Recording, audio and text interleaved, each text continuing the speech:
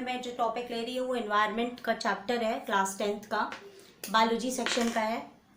और मैं लगातार अब कुछ वीडियोस बनाऊंगी जो बायोलॉजी टॉपिक्स को उठाएगा, जो क्लास 10th में आपके चैप्टर्स हैं।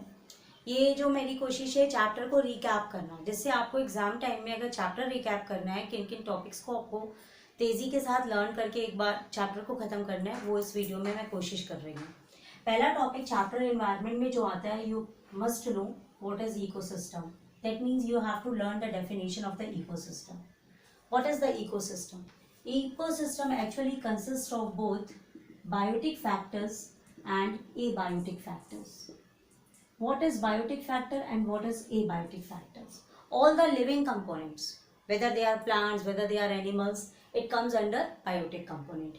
And all the things which are non-living, for example soil, air, water, it comes under the abiotic component. Clear? Ecosystem is also known as biosphere. Another term for ecosystem is also biosphere. Clear? Now come to the next topic. Biotic consists of some different categories. Number one, producer, then consumer, then decomposer. I think that you know all these things. Just a recap is, what is producer? Producer are those which turn inorganic material into organic. And under the producer, we have example of plant or algae. Only plant and algae have a ability to convert inorganic to organic material. That means, I just also want to explain this thing. You must know that thing in deep. Okay? Listen carefully. We know plant use CO2, then water, then sunlight. Only these things plants use and convert glucose. That means it makes food for us. Plant makes food for us. We just see carbon dioxide. It comes from air. This is abiotic component. Water, abiotic component. Sunlight, abiotic component. These are non-living things. But it changes into glucose. That means it converts inorganic material into organic material. One thing more I want to explain here, that only the producer, the first thing producer can do is nitrogen fixing. With the help of nitrogen fixation, only the plants can convert inorganic materials to organic materials. So plants are also known as producer. So in biotic component, first one is producer. So if there's a question that what is the main thing, it converts inorganic material to organic material, and the nitrogen fixing process is the main characteristic of producer. Number third, examples of producer, plants we know, and second, algae we know. Okay, algae and the plants come under the producer. Now second one, I told you, the consumer. You can learn the definitions of your text, these terms from the textbook. I just explaining what are these terms, just as a story. Consumer. Now consumer is that one, that category which consumes the things which the producers produce from inorganic materials. And consumers can be categorized into three parts: herbivorous, carnivorous. I think I know that you all know these, and omnivorous. Now, herbivorous who eat only grass or green plants. Carnivorous, who eat the herbivorous. That means they eat flesh. And omnivorous, eat both plants and animals. Clear? So these all come under the consumer. Clear? I think you know the examples. The omnivorous example is the human and crow. Clear? Two examples. And carnivorous, you know, lion and tiger, herbivorous, deer, cow, etc. Okay? So these all come under the consumer category. Now the last one category is the decomposer. Decomposer. Decomposer is that category which decomposes the organic materials into inorganic again. That means they break down organic materials to inorganic materials. Clear? That is, they with the help of microorganisms. With the help of microorganisms. That means the main thing is that decomposers again break down the plants and the animals into the, that means they again break down biotic components into abiotic components. This is the main thing. Okay. Now I'm just moving to another topic, that is food chain and food web. Now the food chain. Food chain is actually the series of organisms transferring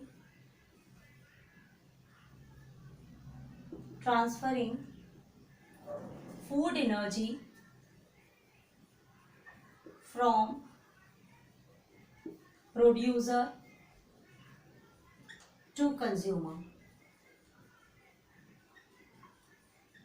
I am going to explain what is this, but firstly just see what is food chain. Series of organisms transferring food energy from producer to the consumer. And what is food web? Food web is the network of food chains correlated with each other.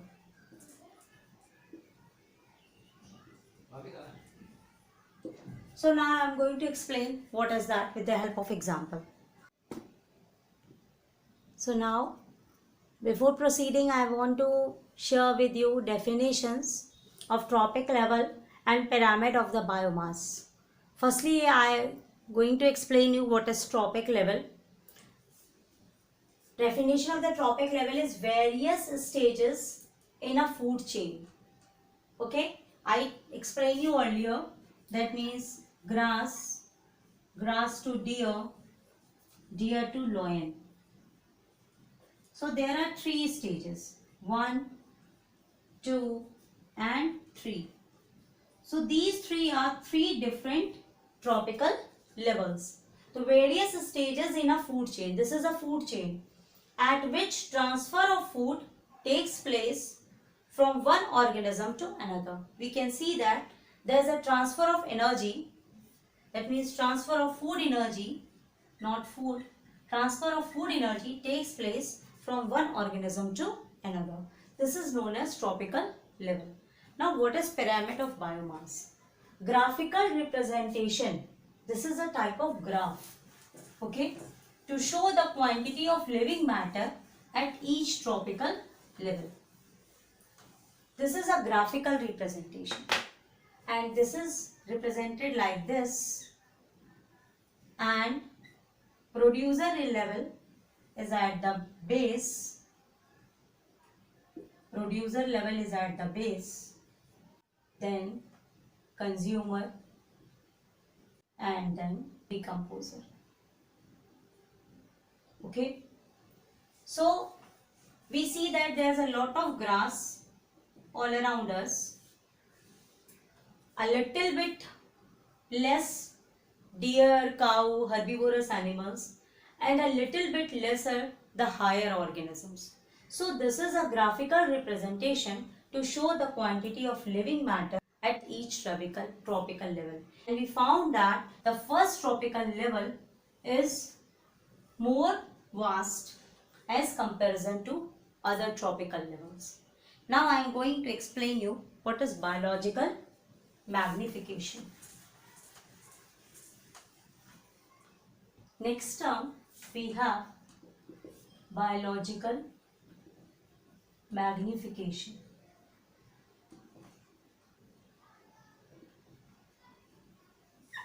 What is biological magnification?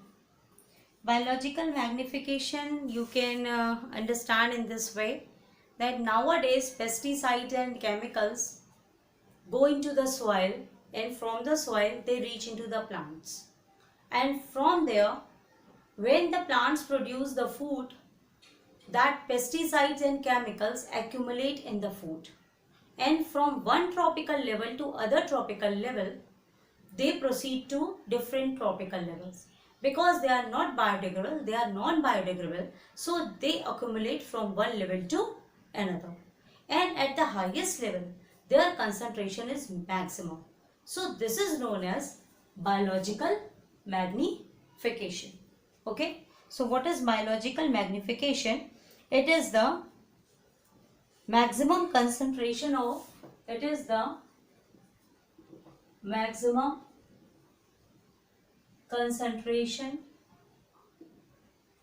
chemicals at highest tropical level.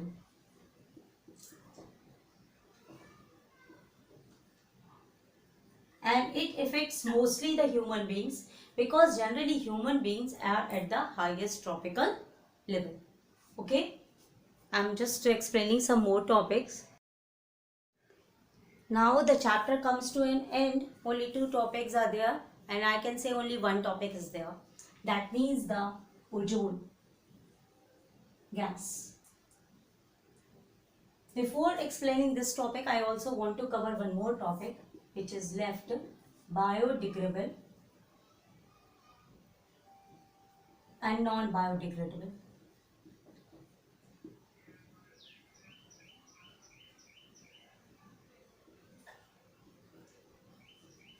Sometimes some students get confused in between these terms. So just remember the example, then after that you can easily make the definitions. Biodegradable means paper and non-biodegradable means plastic. And from here you can easily derive the definition. You can easily frame the definition. That means the things which can be broken into simpler materials, organic or inorganic material, is known as biodegradable. That means which can be decomposed easily. For example, paper.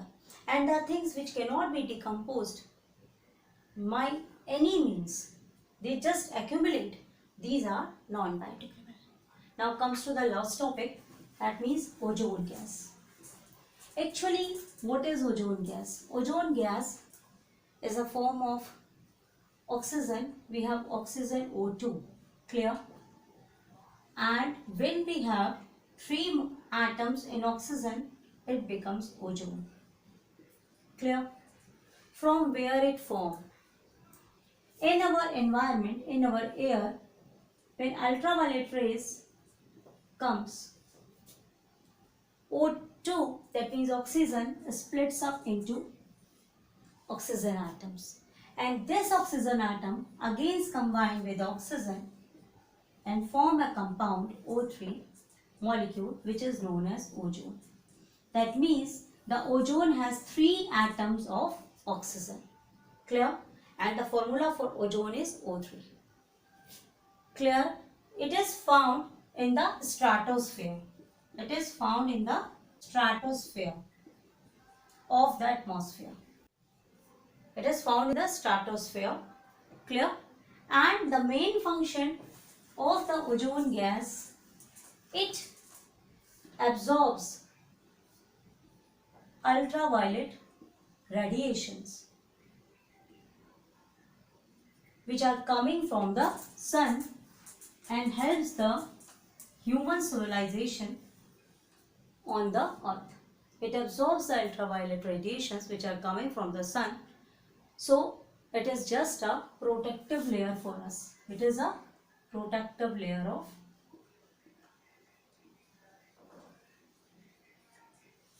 clear. One thing more, that ozone gas is now depleting. That means it is get affected, and it is affected by the gas CFC. That means chlorofluorocarbon. And from where this gas comes?